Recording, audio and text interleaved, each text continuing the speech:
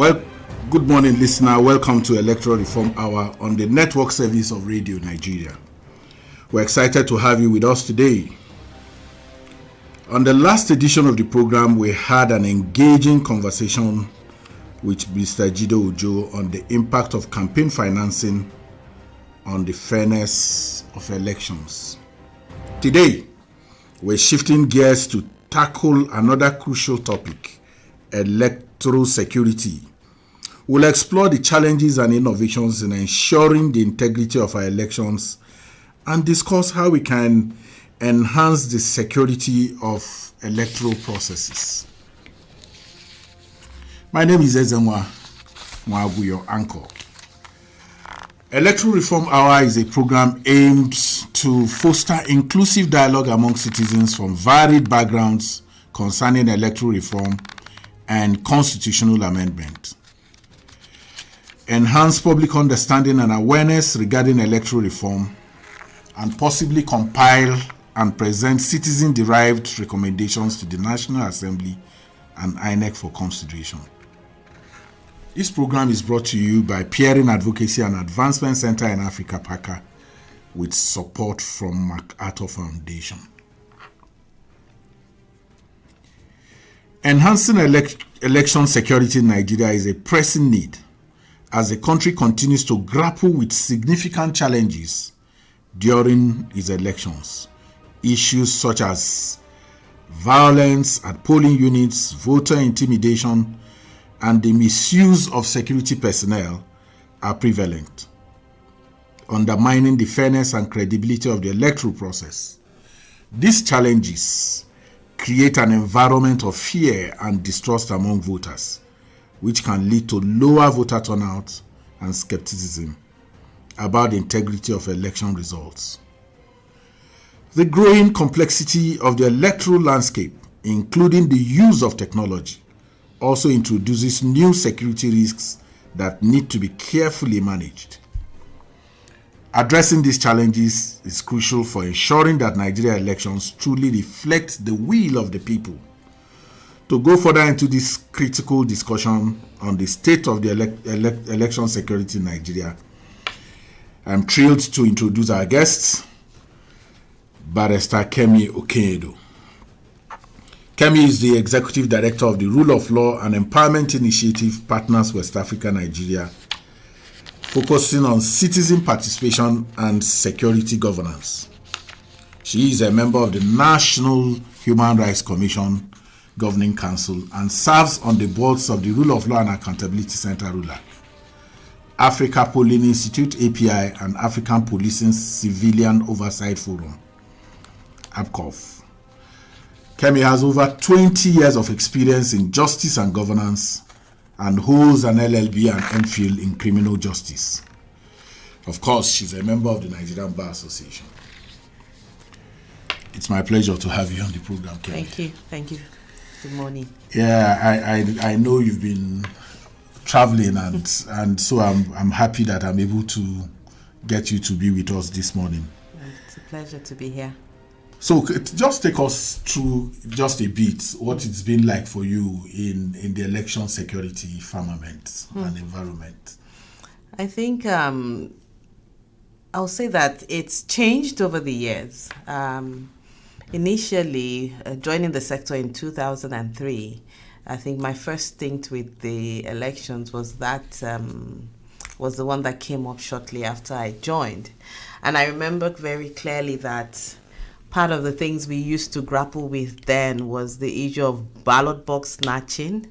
You also would grapple with the issue of using police officers to even snatch the ballot boxes, the police officers that go with the politicians to the polling units. I believe there were issues of even trigger-happy officers at the polling units. And over time, we saw that some of those issues that were identified, there were steps being taken to address them, and some of the steps taken were incorporated into the law. So now you find that you can't find politicians going to the polling units with their security escorts. Now we find also that the responsibility or the duties of police officers within the parameters of the polling unit has been limited. So you have the electoral officers, the INEC rep taking charge of that process, which also comes with its own issues, because you and I know you hear when there are issues going on that the police there would say we were not invited, we were not asked to step in to address the issues. So it's been a bit of bittersweet waters. Let me just put it like that. Some issues are being addressed, but then you also see as some innovations are coming up, some of those that seem to be wiser than themselves are also coming up with countering the innovation. So we can't see, maybe a sustained effort we're still grappling with that. Speaking modestly, I think your footprints can be found in some of the innovations and reforms that have taken place in security provisioning. And I know it's still a concern. Yes. So what are clear policy things that you think that can address some of the challenges that you've seen over time? First, let me look at the structures that have been put in place. So if we, for example, look at the Interconsultative Committee on Election Security, the makeup of that committee is very broad. But when we get on the election day, or as we get closer to the elections, either during or post, we might ask ourselves, what were they discussing? What were their plans? The various meetings that had taken place. What is the so what of those meetings? Because we continue to see gaps on the election day and post-elections. At the national level, you find they engage. When you come down to the state level, the same Interconsultative Committee on Election Security at the state are not as vibrant as the ones at the federal or at the national level. If you now come down to the local government level, zero. That doesn't even exist at all. And it's the same agencies. So you ask yourself, is election like everything security? Yes, it's a national issue, but it's at the local level that the rubber hits the road. So when you cannot cascade whatever it is that is being discussed, whatever the deployment plans are, maybe the deployment plans or the strategies being put together, are they put together with input from those that are going to implement at the end of the day? You query that. Then when we talk about training, I'm one person that feel that training for security personnel should not be election specific. If they are properly trained on a good day, their training would be contextualized for every situation in which they find themselves. Absolutely. But what we find is that we jettison training on a good day. Broad level. On a broad level. When it's 6 months to elections, we think that some rocket science can be performed. And then you start picking officers in pockets. At the end of the day, some of those that were picked might not be deployed on electoral duty. So it gives the impression that we're not so committed, or we're not as serious as we want to make ourselves look in addressing the security challenges during elections. But I want to look at funding, security funding, election security funding. There is this confusion always. Now the Interagency Consultative Committee is at the national level. We used to say it's IG and the chairman of INEC. Now it's the National Security Advisor. And so when you cascade, as you said, who will be will it be the commissioner in the states? Will it be the DG of the DSS? Does the NSA have those kind of things. That confusion. And then you see policemen say we are not well funded. INEC is not funding us. And I know that INEC does not fund for security elections. So how do we deal with the challenges of territorialism, where all the security agencies playing in the Interagency Consultative Committee on Election Security just carve their own part of it and want to blame INEC always instead of the NSA, who now coordinates election security and the budget for that? I think the police should take the lead. It's an internal security issue. So ideally, the police should take the lead. If you want to have a joint leadership, which I don't think should be, right? You could say the IG with the National Security Advisor. When you cascade it to the subnational level, naturally the Commissioner of Police should take the lead. The reason I said the police should take the lead at the national level is because you can see the replication naturally. The National Security Advisor is not heading any security agency. He's a politician and advisor to the president. So one could say, okay, you are there in a capacity to oversee or be the eye of the president to ensure that things are properly done. That does not mean you should lead the process. You can guide the process. And in guiding the process is when we come to the element of funding. And funding for elections, like everything elections too, we make it a peculiar issue. But if the agencies are properly funded on a good day, whatever it is that is additional, that is a top-up for the electoral purposes, will be a minimal sum to allow them maybe scale up in certain areas. But what you find is that because the agencies are not properly funded and we want to perform a miracle, 6 months again, I would say a year, 6 months to elections, then you find a pocket of funds sitting in the office of the National Security Advisor that you want to use for electoral purposes. We won't get it right that way. Yeah, the armored vehicles that should ordinarily be working before election will then wait to be serviced for the purpose of election. Yes. I understand. Now the topography of our country creates a new, vista of challenges. Yes. Riverine and what have you. How do we get these conflicts? There are states where, for instance, in Ebonyi, where you have the intercommunal clashes, you have insecurity. How do we address the challenges of security during elections in the grassroots? Edo is here now, and there are issues of flooding, infrastructure issues, movement of men and what are the thoughts that are around for how we can mitigate some of these issues now?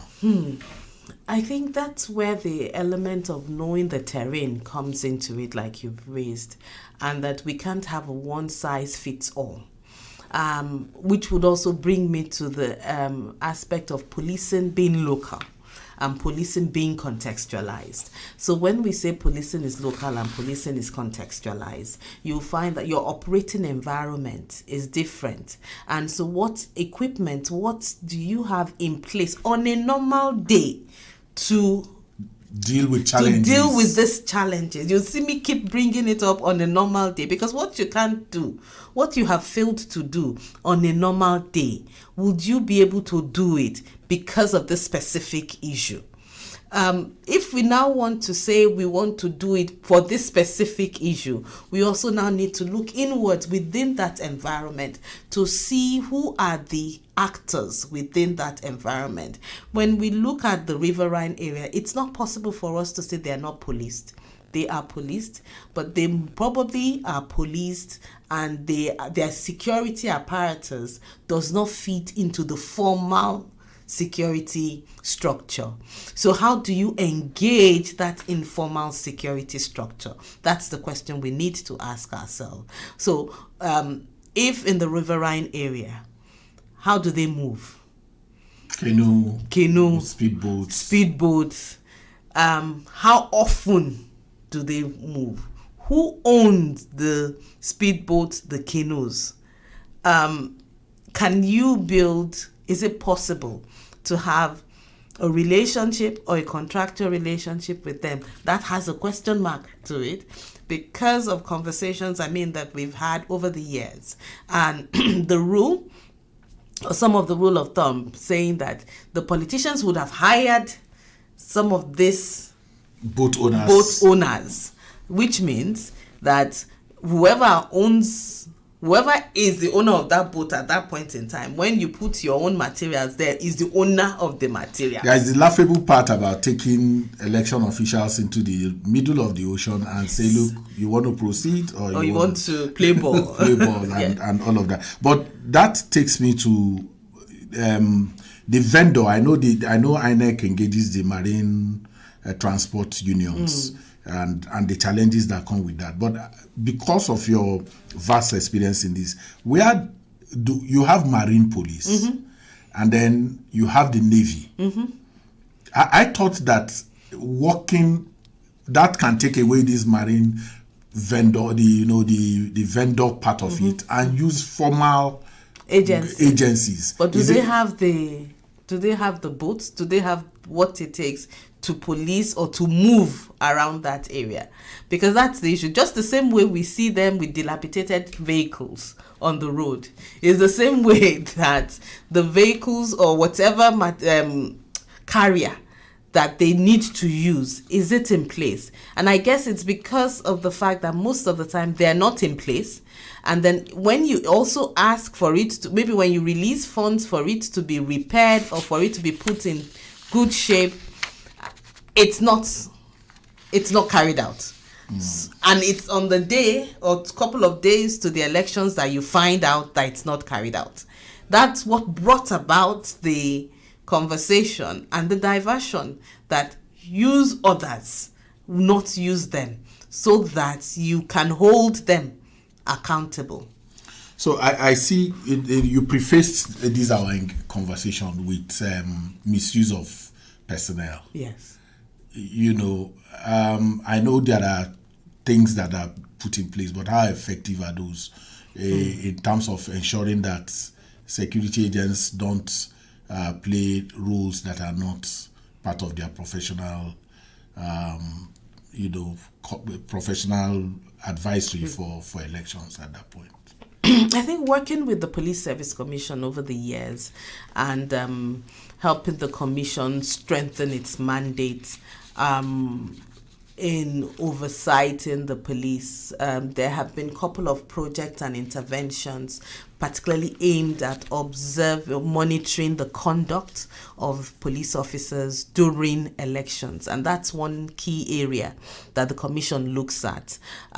Commission and also civil society organizations. And I think the Ministry of Police Affairs also monitors the conduct of police officers during election. National Human Rights Commission monitors the conduct of police officers and other law enforcement and security agencies. So there's been a lot of scrutiny in this particular area.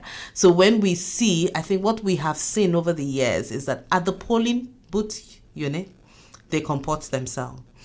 But when it comes to the collation center, which is closed, and I guess also it's a bit more restricted, that some of the complaints we get, some of the information that comes out during the elections is that you find a higher level of infractions by security personnel that are in the collation centers. So, Kemi, INEC will sanction its officials. We see, for instance, the resident electoral commissioner in Sokoto is on suspension. The one in Abia is on suspension.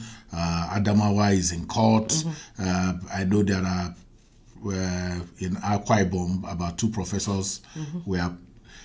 Do we get this level of, institutional sanctioning for dereliction of duty with the security agencies to be able to, make for a deterrent? Yeah. Because otherwise, what is the law about if it cannot, if there are no sanctions and consequences? I don't think we do, honestly, and the reason being that it's the cat and mouse game between the Police Service Commission and the force headquarters, the police as an organization. The Police Service Commission, I believe, self-restrains itself because the mandate of the commission is very clear: appointment, promotion, discipline of all officers except the Inspector General of Police. So an officer is identified, and the individual, there is clear evidence that this person has done this.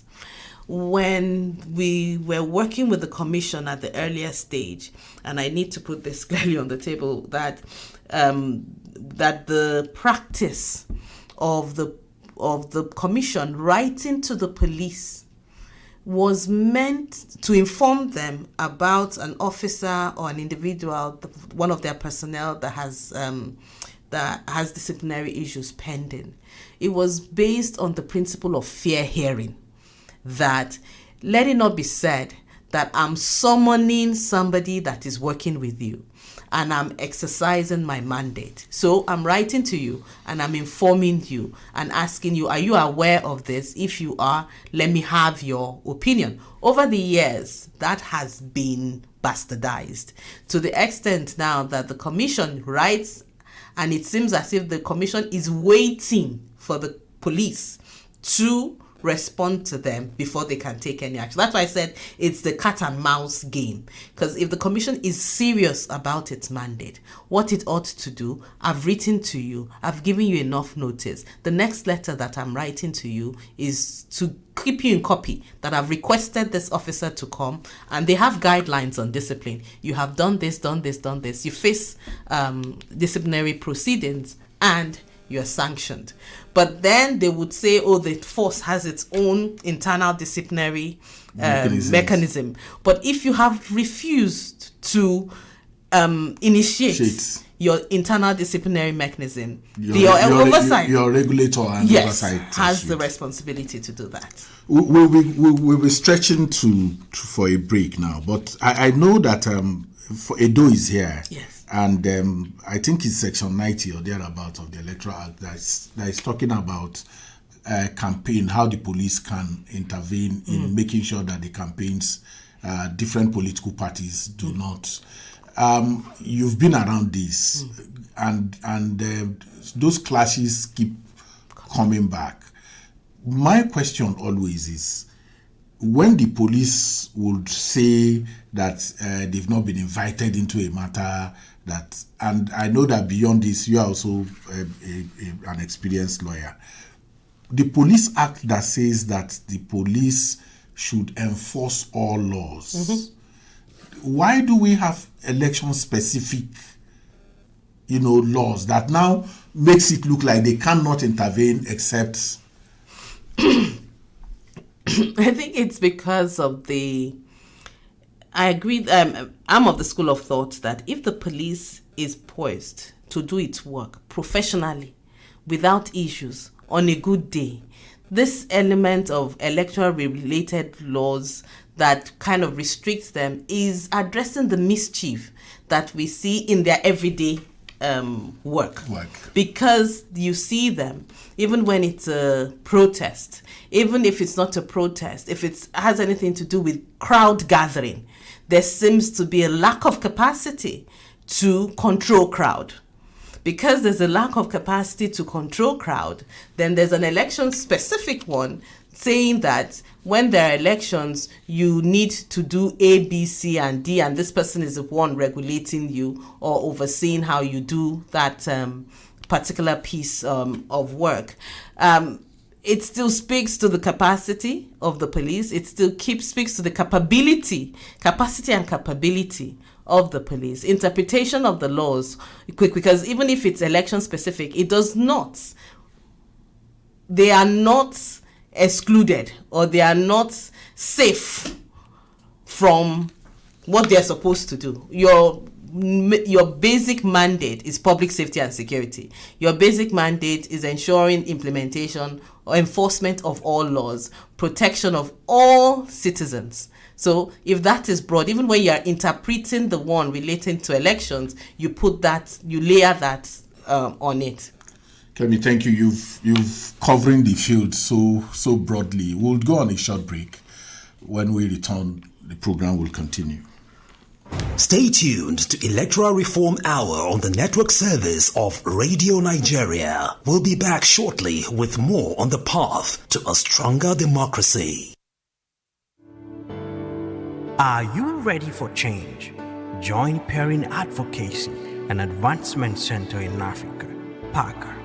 This program amplify electoral reform campaigns and provide citizens with opportunity to make meaningful contributions that will strengthen our electoral process. As a National Assembly, INEC, and other stakeholders work towards improving our electoral process, you too can be a part of the decision-making process. Remember, democracy is for the people. Let your voice be heard. This message is brought to you with support from MacArthur Foundation. You're welcome back. It is still Electoral Reform Hour on Radio Nigeria Network Service.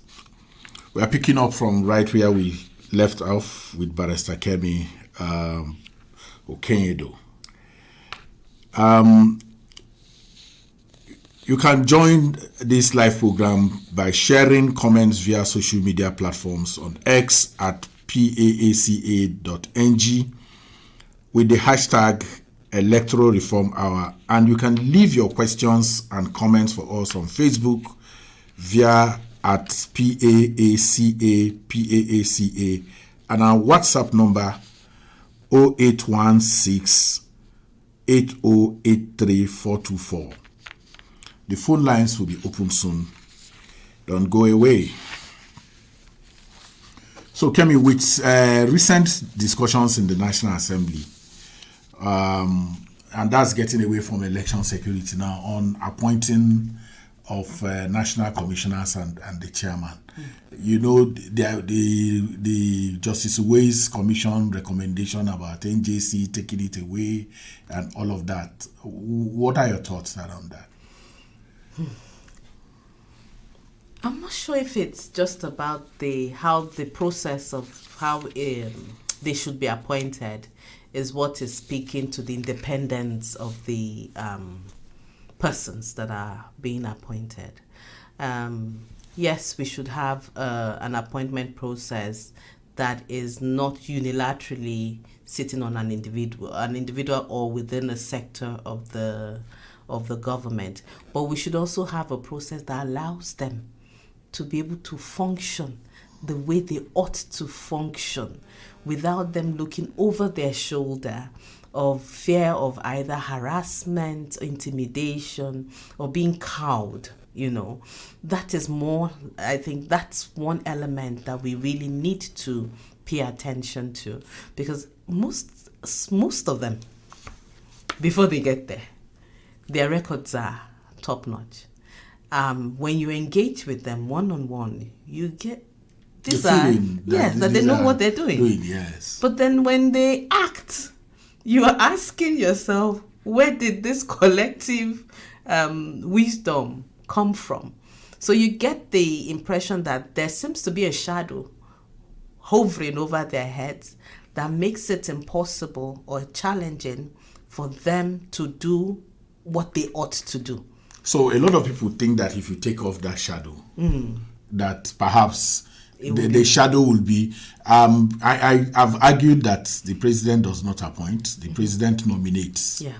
And in nominating, the National Assembly plays a role, the security agencies play a role, and all of that. But we still find people with partisan inclinations, sneaking in and sometimes even escaping scrutiny. So does it then lay credence to an independent ad hoc or something that can help in dealing with that challenge?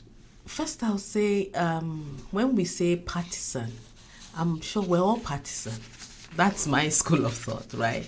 And even if you are a card-carrying member or you have strong interest of a political party, because you have a strong interest of a political party means that you want to ensure that the process is free and fair and it's not skewed. So I'm a bit on the side of, should we continue to raise the issue of being partisan, being interested, or being having partisan interest in politics? Because we all have partisan interest in politics. However, if you are given the opportunity to play a role in a place, in an organization, in an institution that allows for free and fair elections, that allows for a process that is transparent, that is accountable for all parties, it means you shouldn't skew it in your own interest. But that's your interest in politics or in a political party should be the one for you to make sure that the process is free and fair, it's accountable, it's transparent, and it's done properly. You can now join the conversation by calling 091 50 50 910 482. 091 50 910 483. You can also leave your questions and comments for us on WhatsApp at 0816 8083 424 and on X at parker.ng and Facebook at Parker. It's your program. You can join us now. You can make your calls. We'll be ready to engage in a robust conversation with you. Our guest is Barrister Kemi Okenyedu, and she's been doing a good job of helping us understand election security and innovations that can help deal with the challenges that come up with it. We're dealing with discussions around, policy frameworks to enhance collaboration between INEC and civil society. But I know that there is a quarterly meeting that INEC civil society, INEC media, INEC political parties. But how much effective is that? Should there be more? For instance, in the Interagency Consultative Committee on Election Security, we've been advocating for civil society, even if it's non-observatory position. What are those things that can enhance this relationship between INEC and civil society? I think we need to be asking ourselves the so what of the meetings, right? So, yes, they have this quarterly meetings. They have this frameworks for engagement. They have a desk officer that engage on the gender level, different types of mechanisms in place. But it looks like these meetings and these interactions just take place to tick the box. And if we're not asking ourselves, so what? Yes, we've had this meeting. What's coming out of this? And what's our follow-up plan from the action plan from the meetings we've had? It's commitment on the side of INEC, on the part of civil society. Maybe because I come from civil society, a lot of times when we attend these meetings, you are going away with take-home assignments that, okay, this conversation took place, and then we need to do A, B, C, and D. Yeah. But when you come back and you want to follow up, you can't find the main who would you follow up with? You can't follow up with the chair of INEC who led the meeting. So who else within the structure can you follow up with? Who is interested in it? For as long as it's not a schedule of duty, you find most of the civil servants stay back, and at times I say to myself, they feign ignorance and say, we don't know what this meeting was all about. You sat in the meeting.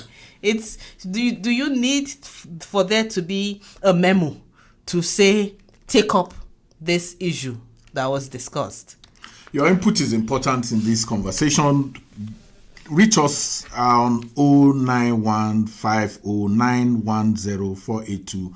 I hope the networks are friendly today. And 09150910483. We expect your calls. I know that today the network has not been very friendly. I don't understand, but it's important that you call us and make your contributions. Now, there is a process of amendments going on in the National Assembly, and being a security, just the wider security expert that you are, and being a lawyer, are there things that you think are critical right now that you think needs to come in into the laws? Are there attitudinal issues also that you are thinking about? Because all of these, we are hoping that we'll be able to, get something with which we can impact policies and the legal framework. One of the things I'll give to the electoral process is the fact that we constantly looking at the legal framework, where the gaps are based on events that have happened and how to close those gaps. But I also feel that with the laws, the amendments that have been put forward are fine, right? But you need to look at those amendments vis-a-vis those that are going to operate it.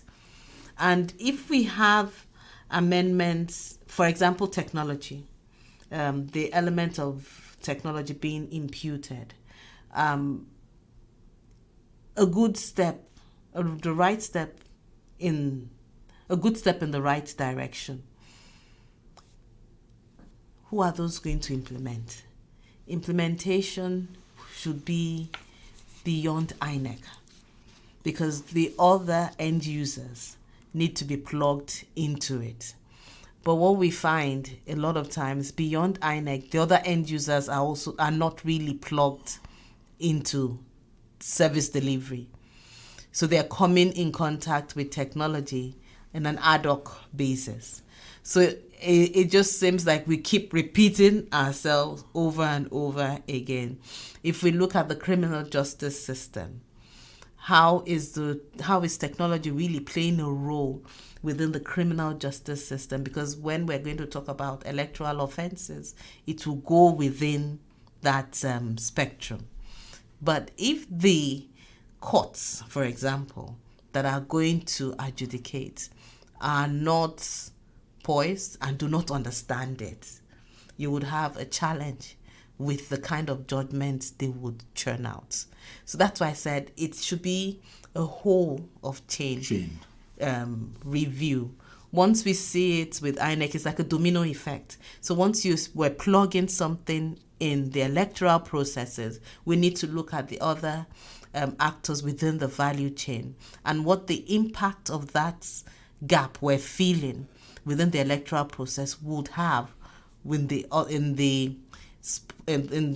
framework of the other stakeholders, and see how we plug that too.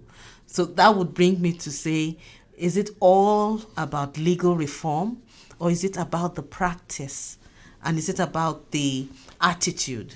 Because can we legislate over every little thing? And I'm not sure we can do that. Edo is by the corner now. Barely less than 2 weeks to the election now, and I know that P1 does quite a lot around women security. Is there an advisory? Are you looking at Edo? And Ondo, is it in your purview? What are those things you are hearing? What are those things that needs to happen? What we usually would do is an assessment. As we're getting closer, we look at the environment in which the elections will take place and look at the vis-a-vis what are the trigger points, or what are the areas that we feel women as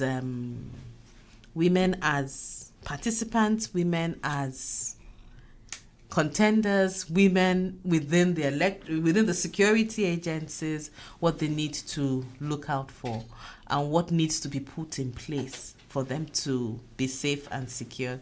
So yes, we are looking at it, and we would release our advisory. Okay,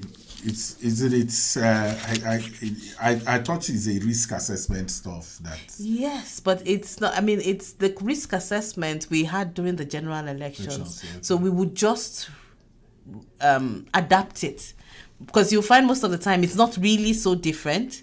It's just that the scale of certain indicators might be higher than other indicators within a particular context.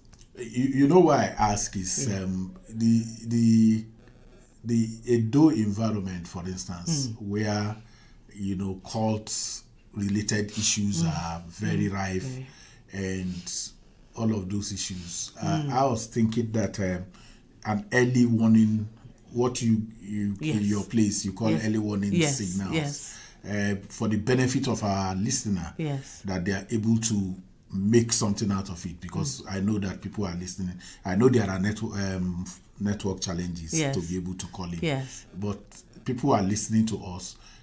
Is there anything you've tilled out? We've not received. So I've not received the final report, so I don't want to preempt, actually. So, audits. There are people who are talking about auditing. Part of the challenge has been outcomes, and I've always said, you said everybody is a partisan, but I know that those who work in elections ought to be inoculated from that. Now, the bigger challenge has been result management. People are asking audits and all of that. Is there something in the course of your travels around the world looking at election security? Are there audit systems that we can bring to bear to enhance our result management processes? There's the element, I can't remember which country now, but there's an element of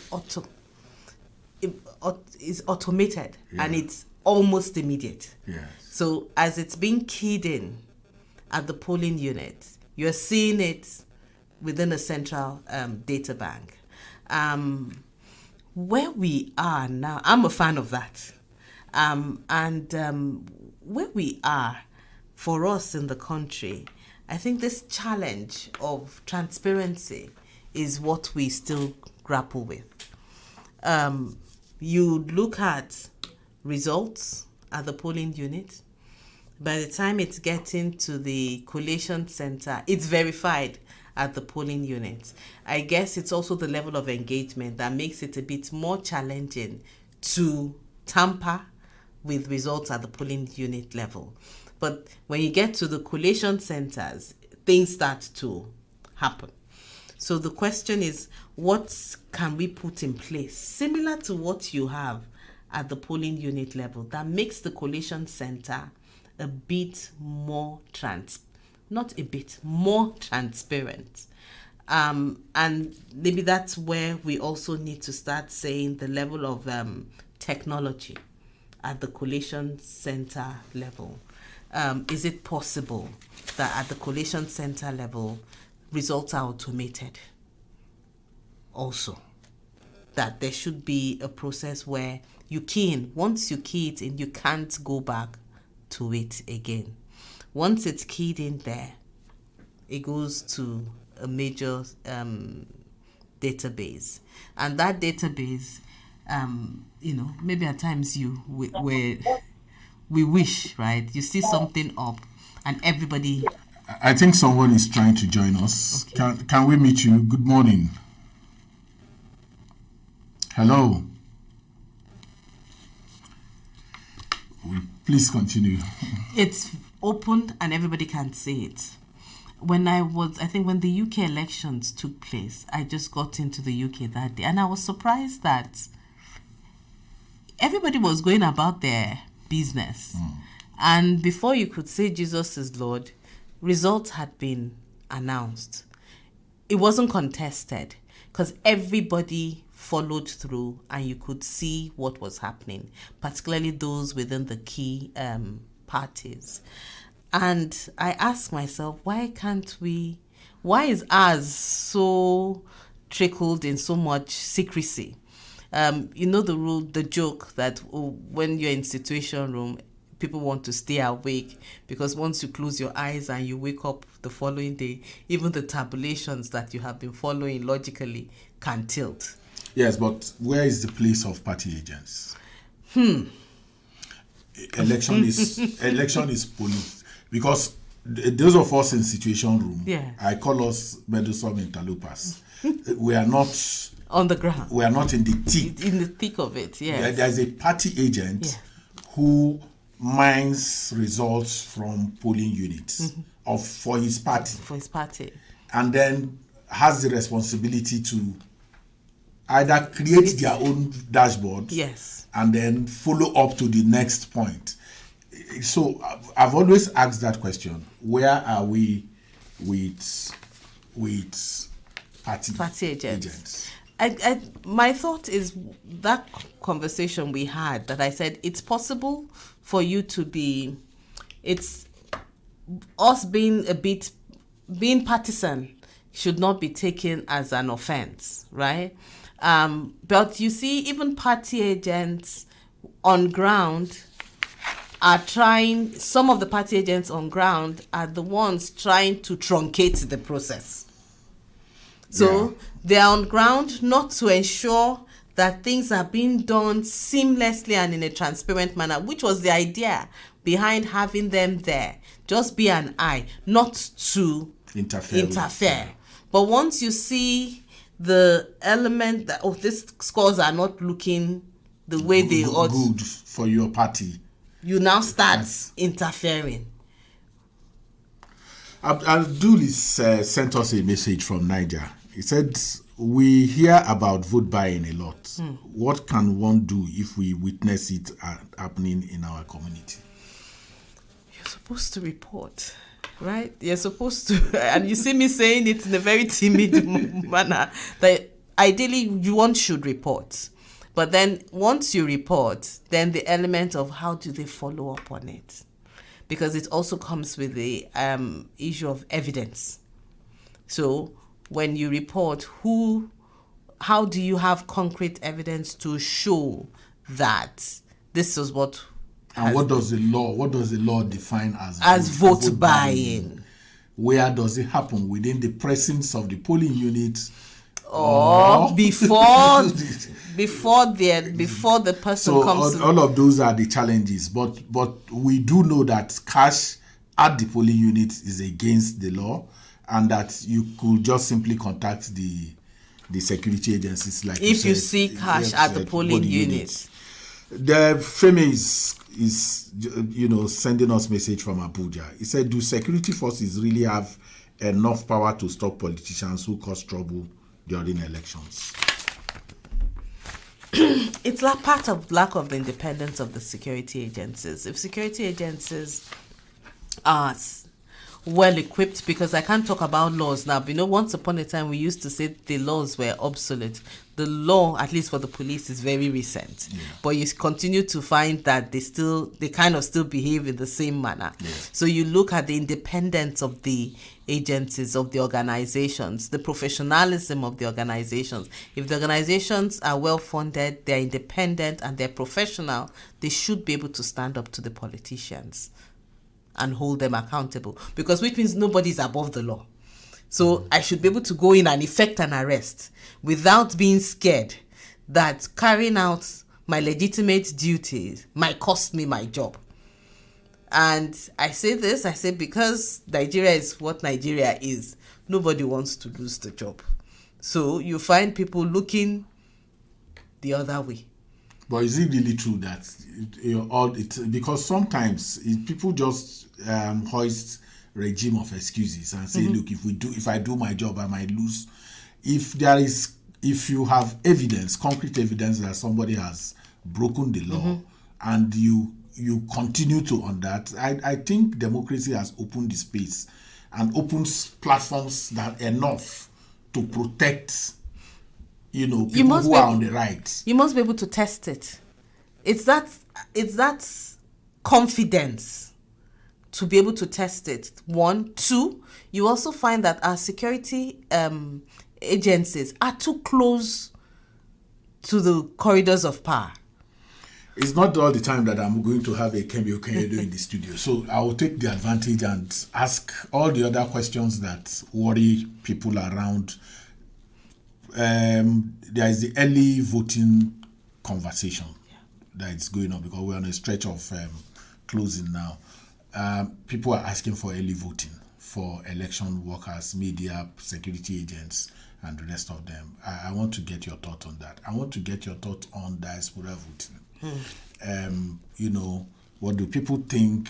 Should diasporans vote just like we see the Americans? Some of the Americans who live in Nigeria may be voting in November from Nigeria. They may not need to travel. And there is also the thing about having all elections in one day. I know it's a triumvirate question now, but within the time that we have, I think you can, just share your thoughts. For the voting, the early voting and the diaspora voting, I'm all for it. I believe that we should change ourselves when we don't allow certain clusters to vote. And if we've come this far, we've tested beavers, we've tested form of technology. Beavers, so I believe we should test it. I believe we should we should adopt diaspora voting. We should also allow colleagues or citizens that are going to be on election duty also vote. We'll be shocked how that could sway, because I know Nigerians, maybe if it sways the other way around, we'll say, they went on the side of government. But we should not be shy. We shouldn't be shy in testing it. Yeah, we should. All elections in one day, I'm not sure. I'm not sure about all. The reason I'm not sure about all elections in one day is, do we have the infrastructure to contain all the elections in one day? The beauty in it will be that you deploy all the security agencies, blah, blah, blah, and all those apparatus. We won't be having multiple costs, right? Because right now, elections seems, when you're having elections, it's like the whole country shuts down. Everybody is focused on that. So if it's a one-day event, the advantage is that we look at it one day and we complete it. The other side to it is that where there are gaps, because of the terrain where even the conflicts. So how do you address the pockets of conflicts with the limited resources we have? That would just be the flip side to it. Yeah, so diaspora. I said, yeah, they should vote. Without conditions? The conditions. Oseni was here a few days when we were having these on Sundays, and he said they should pay taxes. That's correct. He said Nigerian diasporas who want to vote should pay tax in Nigeria. I know he said so that will give you... No, but I'm thinking they are citizens and they have their passports. If you have an identity that shows that you are, right? Yeah. Let's start from somewhere. They should be allowed to vote. I don't think the tax should be the condition. And then your major area, people in correctional centers. Yes. We captured them for NIN. Oh, excellent. Yes, they were captured for NIN. They were part of the segments that were captured for NIN. So if they can be captured for NIN, right, they should be allowed to vote. Which means that when people are campaigning, you don't take it for granted. You know that you have to get into certain places. Yeah, but can we have a pilot? For the correctional centers? Yes, because, for instance, people who are on condemned rule and all of that, and then awaiting trial. So the ability to... I would say we should start with awaiting trial. Okay. I would say if we're looking, and I'm thinking on my feet now, because I've never really given so much thought to this. Yeah. But I would say let's start, either we start with 80 awaiting trial persons, reason being that they haven't really fully been processed within the system. So they still technically have their rights in place that hasn't been suspended. Yeah. So that could be the argument. But then again, like I said, when the national identity database was being built up, I was part of a project, and one of the clusters that was identified that we should capture, and I think they captured, was the correctional services. Excellent. This is where we draw the curtain for today's program. Very special thanks to our guest, Barrister Kemi Okenyedu, for joining us on this program today. Thank you. And our dear listeners who may have been trying to reach us, we apologize for your inability to reach us.